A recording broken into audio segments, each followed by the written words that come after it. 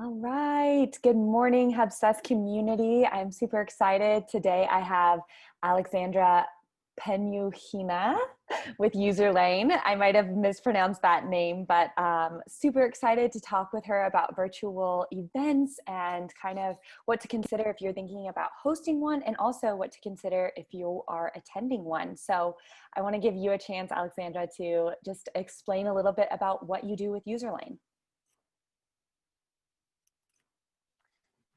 Hello, Sam, and hello, everybody who's watching this. I'm really happy to be here and talk more about what I love, what I do for life, basically, not just for living, but for life. These are events, and currently I do that at Userlane. We're a digital adoption platform, and we're a German-based company, however, with global coverage. Our mission is to make any software easy to use for anybody. And I think with the recent pivot to virtual and all of the event planners having to learn how to broadcast, how to master all of the complicated tools for virtual events, that would have been a really great addition for any tool out there. So that's in short how I explain what Userlane is. And what I do there is building from ground zero our event programs. And previously, I've done it for SEMrush, the digital marketing platform, which probably some of you have heard about, and also at Veeam Software. So I'm really this B2B tech company focused in particular on events. Cool. Thanks for that introduction. So, let's begin with, tell me what's on your mind right now with virtual events. I know you've had the chance to attend and also host some of your own. So what's going on in your mind right now?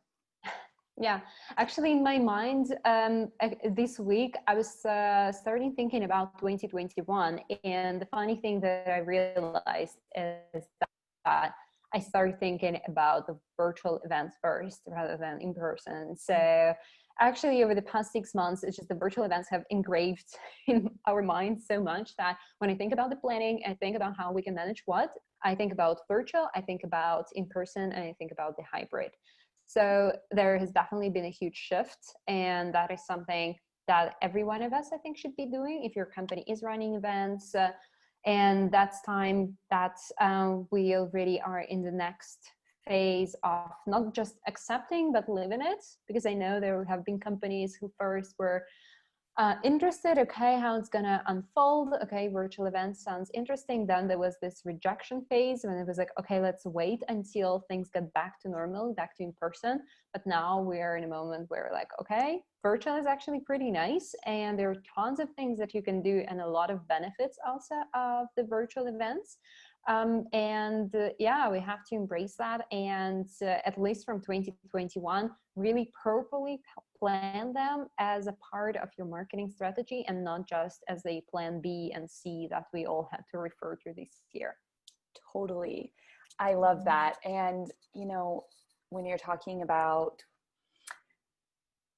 considering if you could host a virtual event, I follow HubSpot's blog, and they just recently sent one out, and I was thinking, I'm like, I wonder from perspective of some marketers, it's like, oh, how do you consider what type of virtual event you should be hosting? You're like, I'm not sure I have anything to host. And one of the things that I loved that they said was doing a meeting, a hands-on meeting with your whole team as a virtual event to kind of just like try this out, maybe test out break rooms. And do you have any kind of suggestions on if people are feeling stumped around what to host and to kind of dip their toes in hosting something? I think like there are two sides of the coin here. One thing, if you don't know if you should be hosting anything, maybe you actually don't have to host it. It's just like with the in-person events.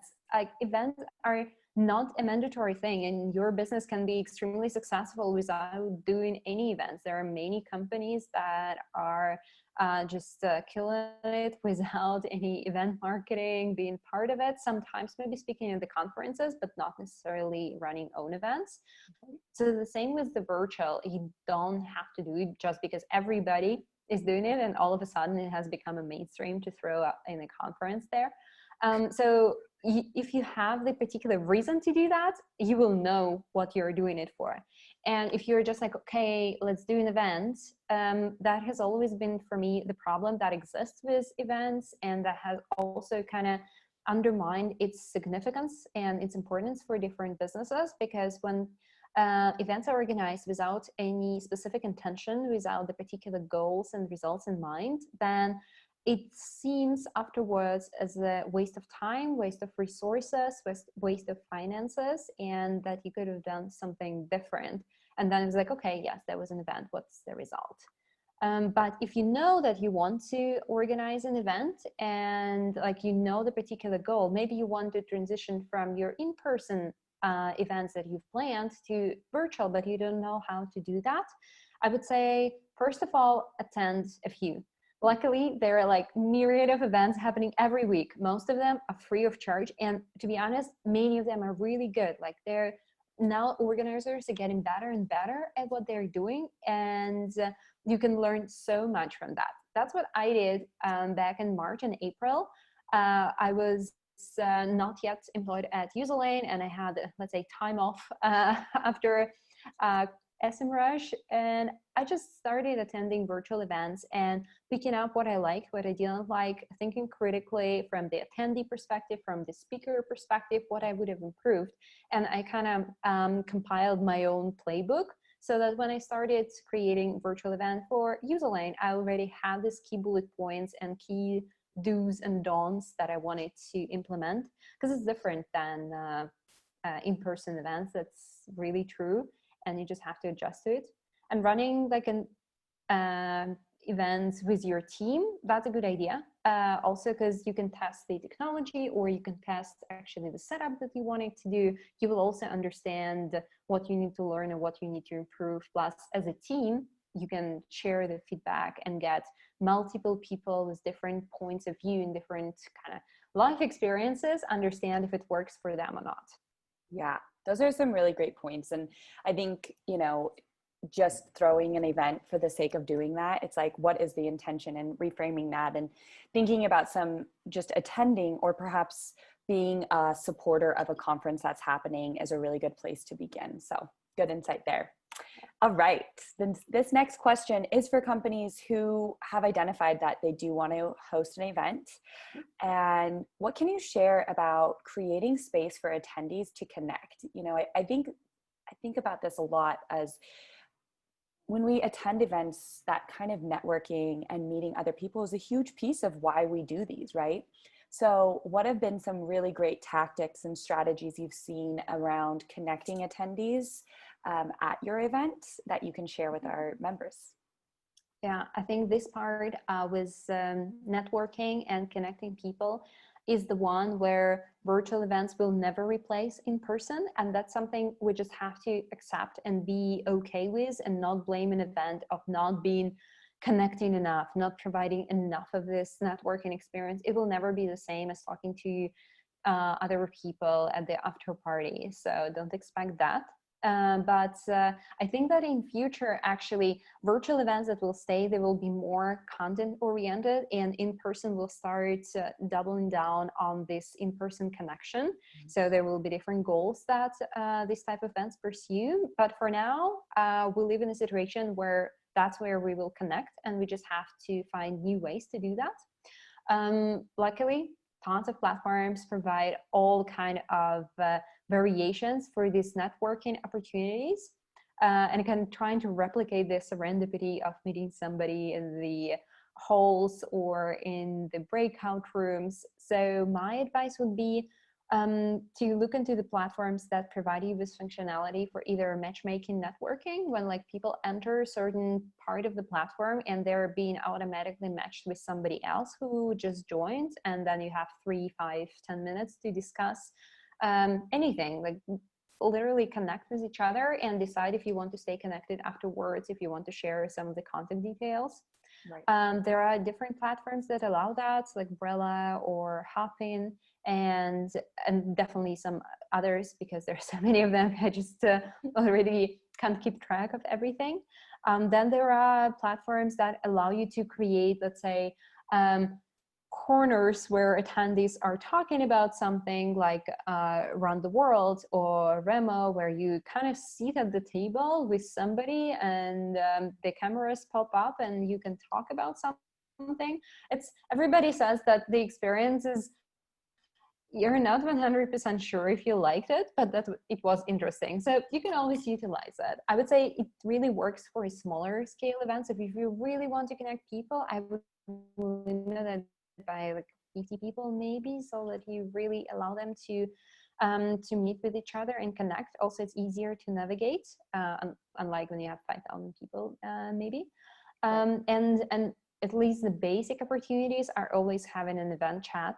And if you have an event chat at your event, have a moderator of it who will be engaging in conversations.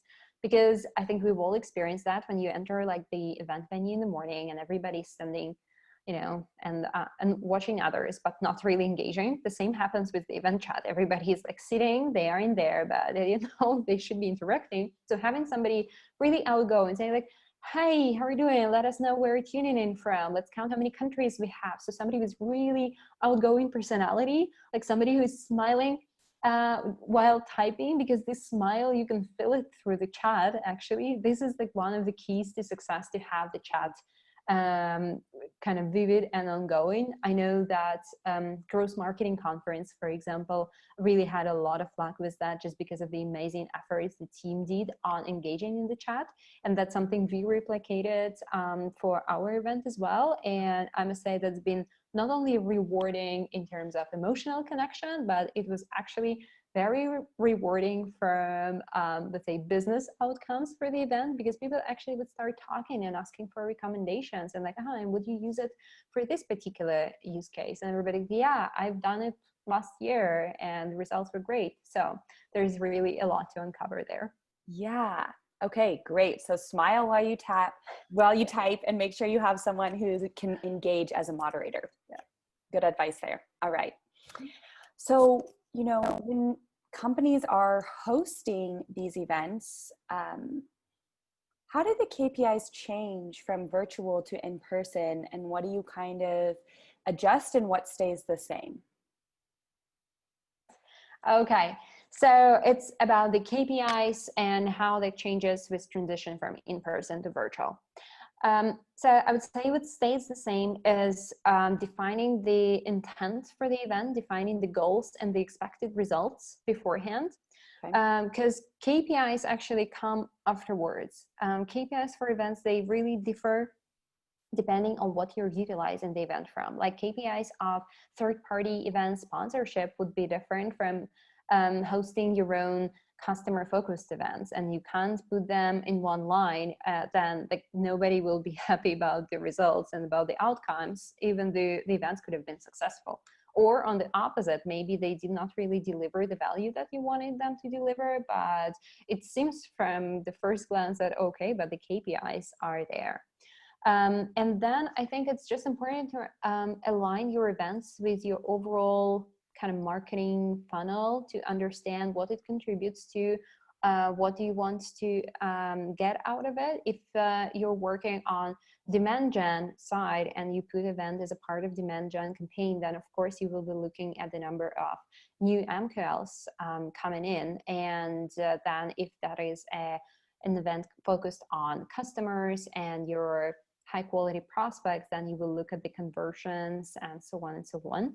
But overall, I would say like there is always the component of revenue KPIs and brand KPIs for the events, and there is just the change of the ratio between them. Of course, higher, like top of the funnel, that would be more of a brand KPIs versus revenue KPIs, because you can't expect somebody who came for the topic that is overall related to what your product does all of a sudden to convert. Maybe somebody will, but it's not the rule there.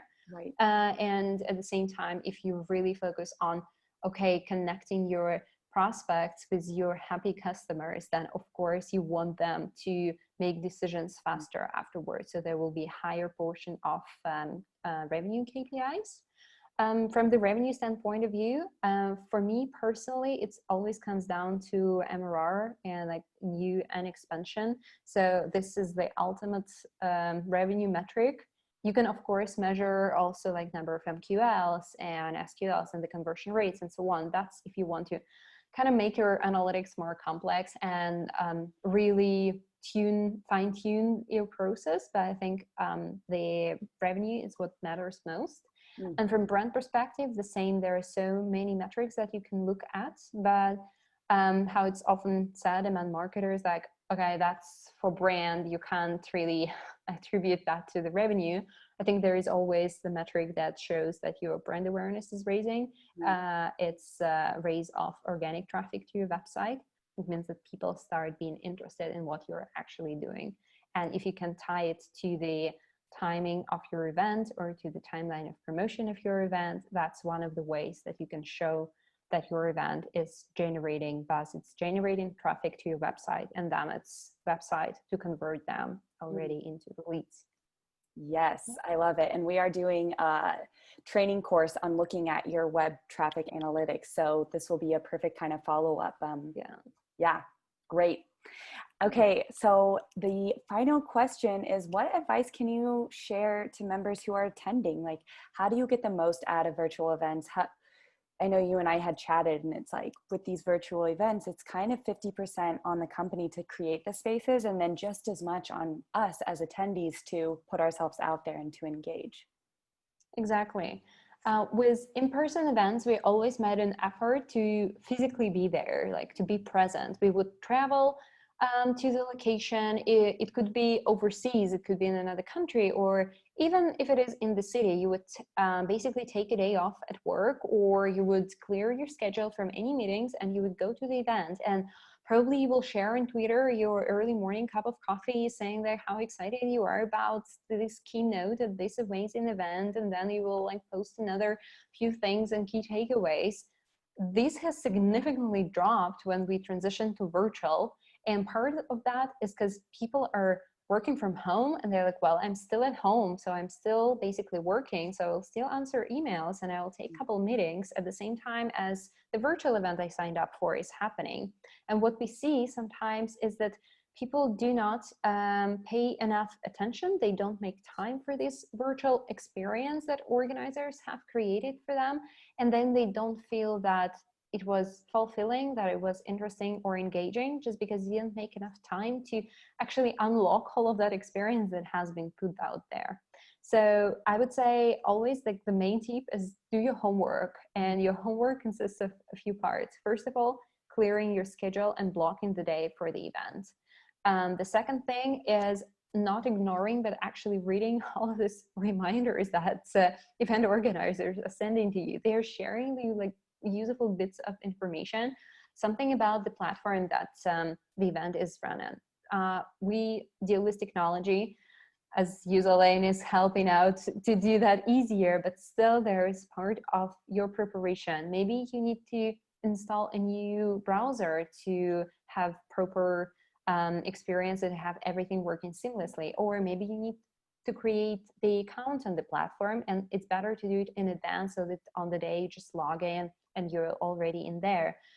Maybe there is some incentive or scavenger hunt going on that will actually lead you through agenda that has been curated for you based on your requests on the job that you're doing. There are so many things that event organizers currently do. I know it because I'm part of the community where all of the B2B event organizers are every day asking each other, like, oh, what have you done? Like, how to do it better? Guys, look, this is what I'm planning, so tell me if it's good or not. So people are really trying to be better. It's not like everybody tries to set up these boring meetings or webinars or anything. No, there is a lot of work being done, and we as attendees, we should also do our part of the job.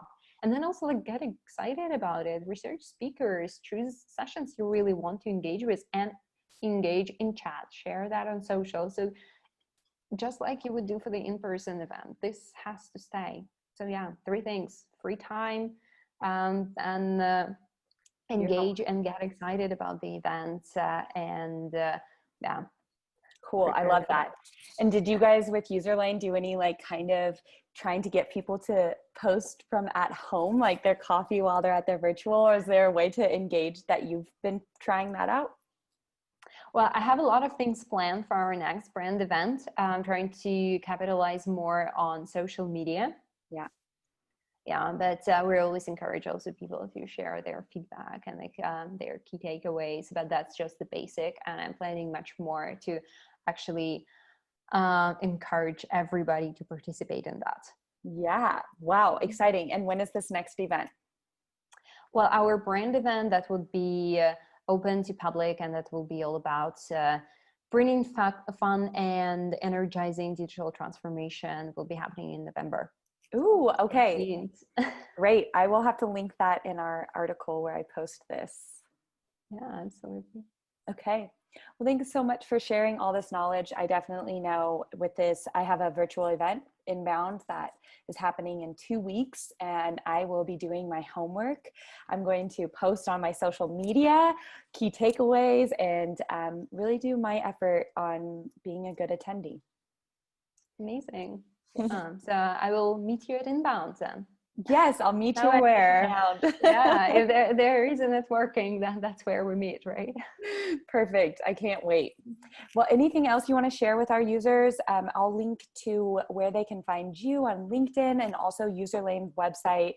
It seems like such a great concept. I know that I oftentimes need a lot of tutorials with software, so I love what you guys are doing. But anything else that our members can find you or, support what you're doing? Well, the best place to find me and some tips about events that I share on almost a daily basis is LinkedIn, of course. I also have a blog, eventmadness.pro, that has been a bit on pause due to a lot of work and like all of these new ideas at Userlane, but that is something that I plan to restart and really add more value in there with the autumn season of events being on. Cool. Yes, I follow your blog. She's an amazing writer. Connect with her on LinkedIn. And yeah, thank you so much. Enjoy your weekend. Thank you so much. You too. Bye.